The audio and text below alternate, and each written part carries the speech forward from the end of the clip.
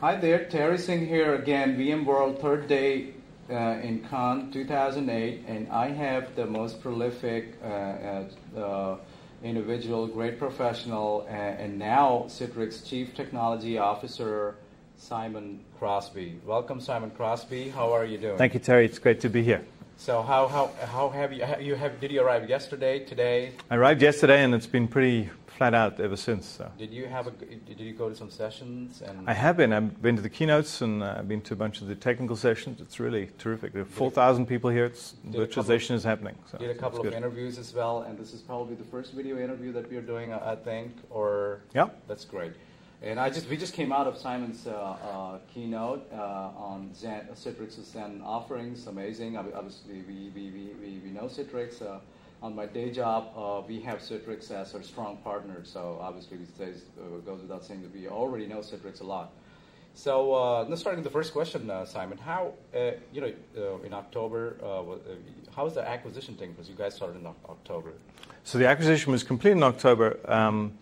And it's been like drinking from a fire hose. I mean, that's basically what happens when you take a startup of sort of 75 people and turn it on to a channel of 5,000 resellers. And really, if I think about an absolutely profound benefit for XenSource, what do we need? I mean, we were 75 people. We had great products, and we needed to really ramp sales. We needed more money to develop more features. We needed more backing behind us financially, and we needed more features to add on top. And we find all three of those things coming to Citrix, so it's just been perfect. By the way, the partnership that we developed with Microsoft turns out to be just the virtualization equivalent of the partnership that Citrix had with Microsoft for terminal services and presentation server historically. So that's another major component of the relationship.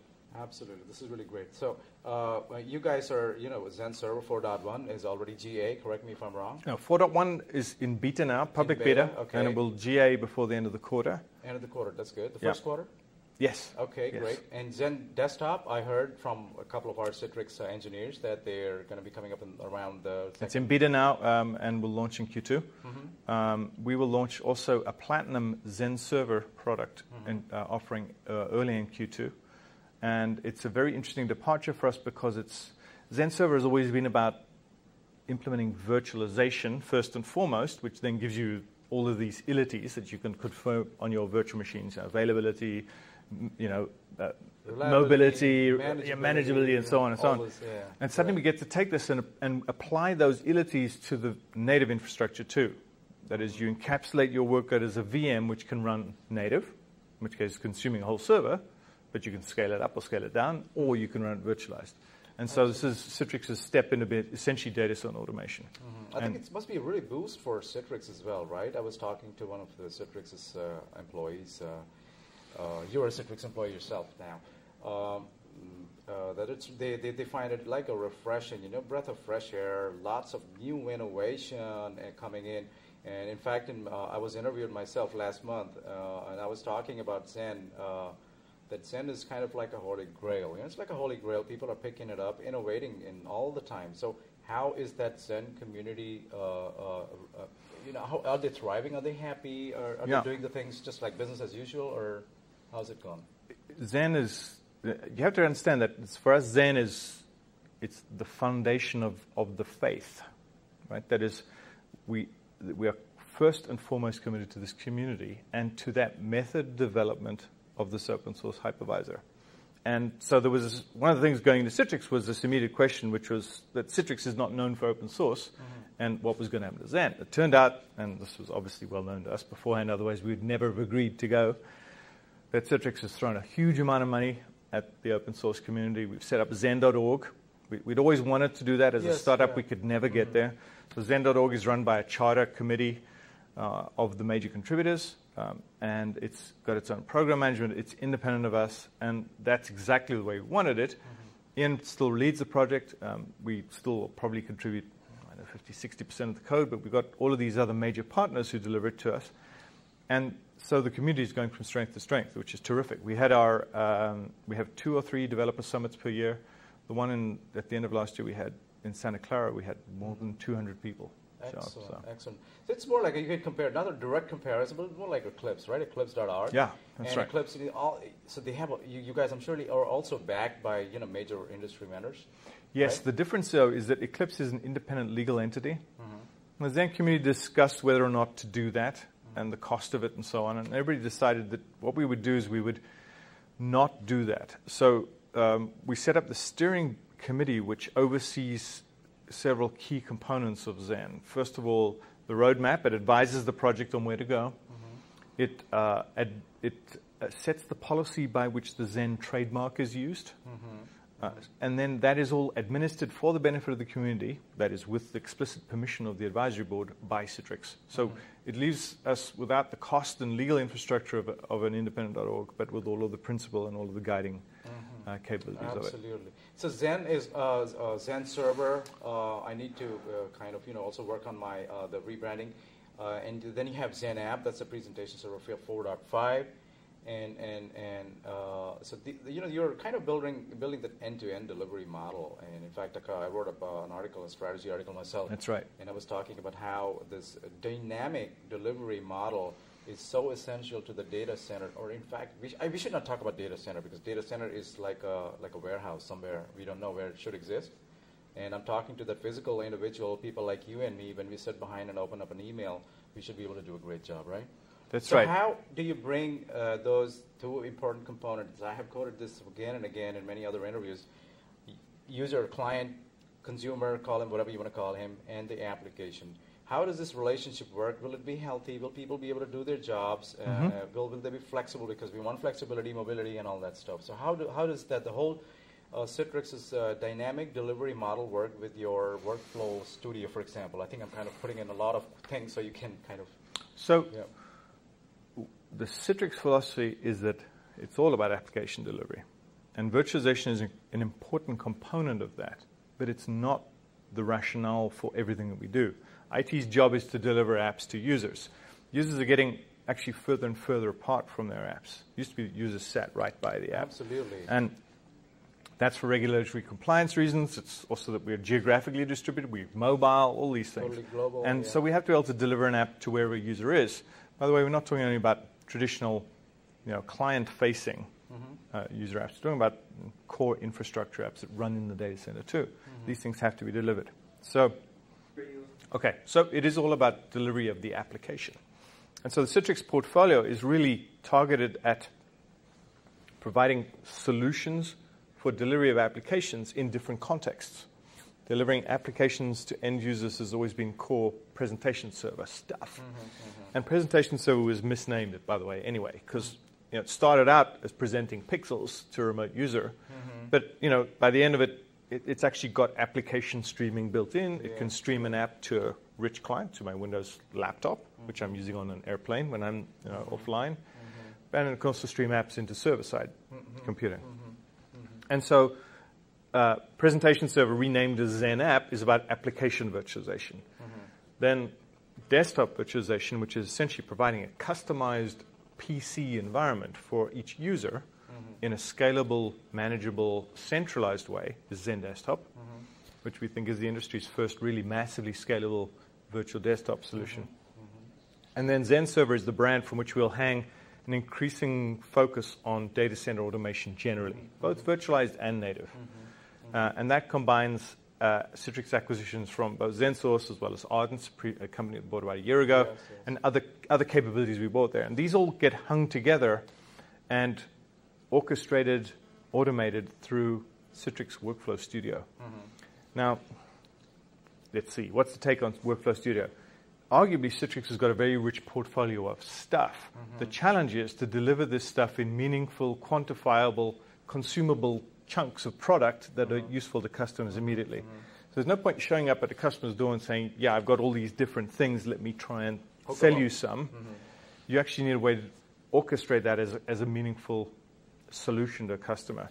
And Citrix is a channel-based company. We can hang components together. I'll give you a quick example of some components. Zenso with, say, Netscaler, I can do some HA or something.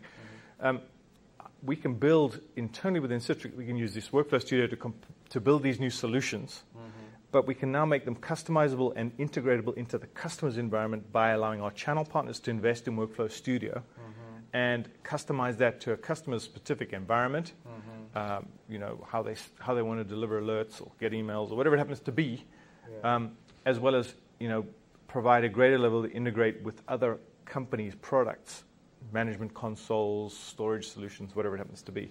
So the Workflow Studio is a very important component of the orchestration overall.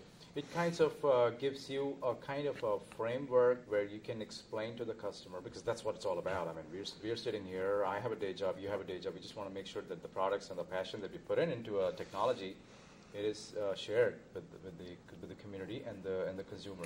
Yeah, the customer does not want to buy a bunch of technologies or even a bunch of products and build a thing themselves. Indeed, our channel doesn't want to be an integrator channel necessarily. They want to deliver products in an efficient way to the customer. So the good thing about Workflow Studios is this very rich environment for creating, it's like graphically creating drag and drop orchestration between different products, combining inputs and outputs from one to another. That allows the solution to be rapidly assembled and customized to the user's environment. That's really good. So you have Zen Server beta. It's going to be GA soon. You have Zen Desktop. It's going to be coming out, and it's eventually going to find its way into the consumer belt. But I'm sure there are users, and your client community, they are testing, using it. What kind of experiences can you tell me about these people? So the key thing. So let's talk about Zen Server first and foremost. Zen Server has been an incredibly rapid rise. That is, we, as a startup, we went through our first 2,500 customers in a year, which is incredible for a little startup. It went what I think we expected, which is relatively shallow. Everybody wanted some, and at the very least, they wanted some, so the next time the VMware sales rep showed up, they could point them to it, right? So to convince the guy that there was choice in the market now, and to encourage that conversation to happen. And so there's an awful lot of people who bought a 5-pack, and a 10-pack, and so on and so on. And then we have a few very large users, a few people with 500 or more servers in production going that way. And what we see is the standard software rollout methodology. People buy the stuff, they kick it around for 6 months, and then it goes into production. Going into production a lot more quickly than I thought it would. I think that's because people view virtualization as a maturing technology based generally. Hardware-assisted virtualization is bulletproof. It's very good. We use it, and so there's very little of us in the way between the virtual machine and the bare metal when it's running, so people seem to be convinced that we do a pretty good job there. And at the same time, we've had to move very fast to add new features to the product. That's been a substantial challenge, but we're still on a track to do 1 to 2 releases per year. The key to not making that a headache for customers has essentially been a way to allow the product to be upgraded in place without taking down the VMs. Absolutely. Okay, and we're there now with 4.1 and very, very satisfied with it. Zen Desktop, was desktop server and has been out for more than a year. It's in use by numerous customers on the scale of thousands. Yeah, absolutely. I've tested it also, I think. Yeah. And, it's now getting scaled up. It's completely integrated with Citrix ICA. So we have this ability to deliver a very, very good experience over very wide areas. It works with Vista, Windows Server 2008. Have they also tested Vista? Okay, yeah. So, it's one of the benefits of being a Microsoft partner is that you get to plug into all of the technology bases. Absolutely. So we plugged into Windows Server. All of the ICA machinery has been ported up to Windows Server 2008, and similar work going on the Vista side. So, in fact, a lot of the use case for VDI is, in fact, people who are not wanting to upgrade the hardware base of their PCs on people's desks, but they do want to get a Vista experience. And they see this as a good way of piloting it out and rolling it out without having to buy a bunch of new hardware. So Vista turns out to be a primary use case for VDI right now.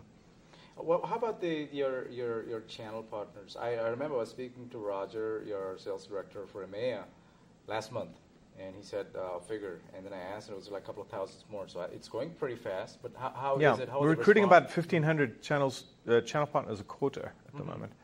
It's going very, very fast. We've introduced so complete self-certification, self-training through automated tools. As well, I heard. And it's free. Yeah. And our objective is to get the channel up on this as quickly as possible. Make the product is very easy to use. People seem to like that. And we've also got a lot of channel incentives to adopt the practice. One of those, for example, is 5 plus 5. If you sell a 5-pack, you get an additional 5 points of margin, which is very compelling benefit. Now, one of the wonderful things for me coming into Citrix was to just see how loyal that channel is. And one of the first experiences I had coming into Citrix was working in the Citrix EMEA Channel Partners program. I came out to the distributor conference, and just meeting these people who have built their entire career around Citrix. Absolutely. And who just want to go and do more. Yeah, you don't. So yeah, absolutely. It's a terrific community. It's part of a family, and Citrix is known for being loyal to its channel. And I think that is really a hidden strength. Yeah, that's pretty good. I mean, people talk about certifications, and I have heard as well from one of the gentlemen, he was posting the ZenMotion capability in a blog a couple of weeks back, and I saw that XCP, and I said, hey, what's that? So you can certify professionals in Zen as well, right?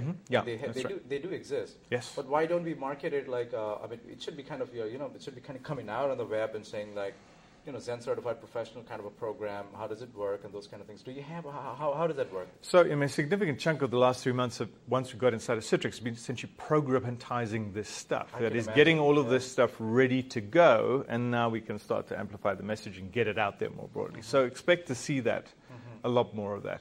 Okay. That is getting the clarity of the message, getting the clarity about the products in a channel consumable way. Absolutely. I mean, and so Zen Server was channel consumable, but providing all the collateral in a way that is getting it translated in all the different languages, working it into all the different geos, and it's just a bunch of stuff. A whole bunch of things that have to take place, while you are kind of merging the post-merger kind of issues, and then you're shipping products. You're shipping. It's a huge that the whole factory. It's like the typical old-fashioned factory that's kind of pushing all this stuff out. Correct. So it's an amazing challenge. It's keeping you guys busy, and there are obviously some unfortunate events on the web, and that kind of divert attention of people, which is very deplorable. But I'm sure you guys are on a solid path, there is the one thing you can say with certainty about the virtualization world is that it is very immature. How do you know that? You know that because everything about virtualization today is about a single vendor. And that tells me that the market is not yet stable, that we're in its earliest days. So the Zen community is absolutely convinced that in many respects, virtualization has not found its natural resting place. What I mean by that, our view was always that the hypervisor should just be part of BIOS. Right? And that's why it should be free. It should be, I flip on the switch, and then instead of seeing one BIOS, it's a bunch, right? Then I can go and put my virtual machines in. So it should be free. It should be a built-in property of every server. It's an emergent property of Moore's law. Okay? Now that's a conflicting message to people who are selling software for $5,000 a go per server. And I expect that is controversial. I expect that that's a hard ride. But look at the rate of innovation that it's managed to deliver. And every single one of the embodiments of Zen technology, our own Zen server, is just one. There are others. Each one of those is a viable option for customer choice in virtualization. Absolutely. And the market will decide how it wants to buy this stuff. Absolutely. And that's exactly what the whole thing is about. So, we are absolutely passionate about the separation of Zen in terms of a church and state.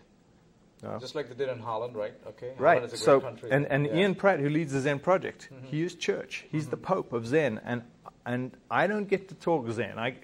I'm biased, right? I'm a Zen server guy, and I talk to our customers, and I try and do that. But at the same time, the Zen model is so powerful because of that separation, and because this code base can innovate so fast and take virtualization in new directions. So I don't think we're nearly done yet, and it's very exciting. Absolutely. The coming years, I think, are going to be a deciding factor. There have been researches as well that they have predicted that Citrix is going to be a major player by 2010 when it comes to virtualization. We certainly have all the components, all the infrastructure. We have a loyal channel. We've got a lot of work to do to deliver all of the complete feature sets behind that, but we're investing heavily in it. And, Absolutely. And yes, we have probably the most compelling across the board end-to-end application delivery story, and proof points in each category. You have enough staff. Tying it all together, Yeah, we got a job to do like everybody else does, and Absolutely. we're going to be there for sure. We are. Oh, definitely. I mean, you have great technology. You have, like I said, that puddle which is so vibrant. It's like it has so much of potential. You have a great staff. I mean, those guys are on the job. They are with the customers. They don't have time to blog and say things about other companies, things like that. They're not into any controversies. They just want the customer, and we're just kind of focusing on the customer as well. I mean, that's why we're sitting here. I'm not here to talk about why VMware is not good. We cannot. VMware is good. So they have a great product. I mean, terrific products. But there are just about other great products. The choices that we have and give to the customer is exactly the one that's going to decide my paycheck and yours. I mean, that's how it works. That's right.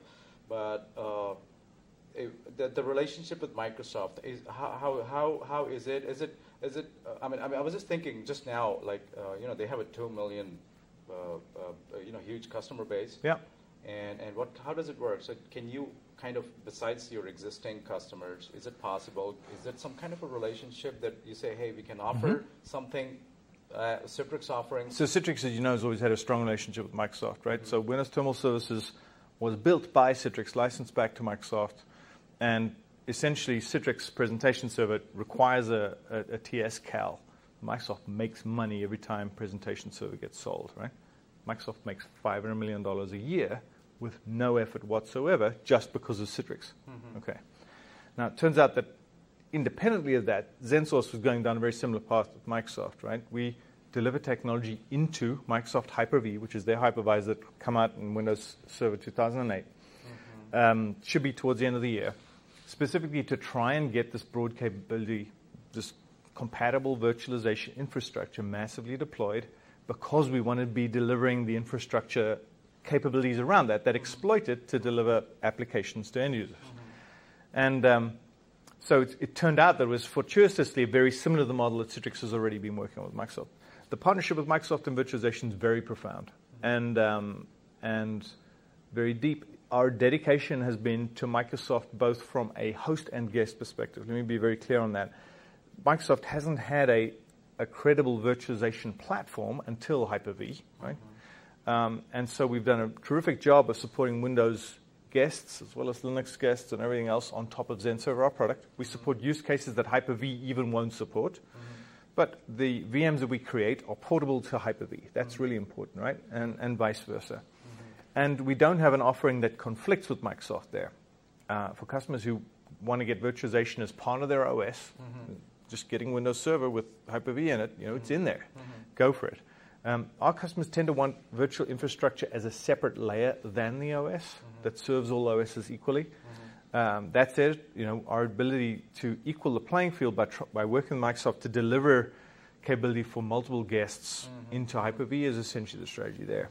So, look, we're the guys who made the hypervisor free. We want virtualization everywhere because that transforms IT. Yeah, we want to commoditize virtualization because we want to deliver a dynamic, flexible, powerful application delivery infrastructure. Right? It's the orchestration. That's right. That's right. And so it's a very natural partnership for us. It's amazing. So the impression that I get is this is like probably the foundation of that heterogeneity that we are talking about, and that how does it matter if I have a Hyper-V running next to Zen server? Those kind of hypervisors. Who cares? I mean, I don't care. No, that's right. Certainly from a VM compatibility perspective, there's no lockup there whatsoever. Yeah, We've always been committed to that. So Microsoft can approach its own clients, and those 2 million clients. Yeah. And Citrix might have its kind of place in that community as well. And people want Citrix applications. Oh, that's right. The Zen desktop will support Zen server. It supports VMware VI3, and it supports Hyper-V. The same is true for Zen app. And Zen server in its Platinum edition does the same.